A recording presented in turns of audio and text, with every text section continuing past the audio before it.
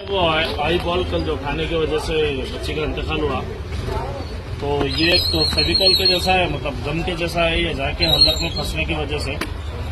तो बराए मेहरबानी अपने अपने आसपास के दुकानों पे जहाँ भी ये मिल रहा, दुकान वालों से बात करके ये हटाने लगा दो, ठीक है। इसकी वजह से कल एक 6 साल की बच्ची यहाँ पे दुकान पे खा के यहीं पे इंतकाल हो गया बच्ची का। अब ये सब लोग आके बोल रहे हैं, दुकान वाले बोल रहे हैं हमारी गलती नहीं है। खैर उनकी भी बात सही है, मगर अपने अपने बच्चों का थोड़ा एहतियात रखिए। देखिए बिल्कुल अपने भी हल्लक में गया तो नहीं निकाल सकते, इतना सिगरेट है। बच्ची यहीं तड़प के स्पॉट डेड हो गई बच्ची की, हॉस्पिटल लग जाने से पहले बच्ची डेड हो गई। इसका नाम है आई बॉल के लिए, हर दुकानों पे अवेलेबल है।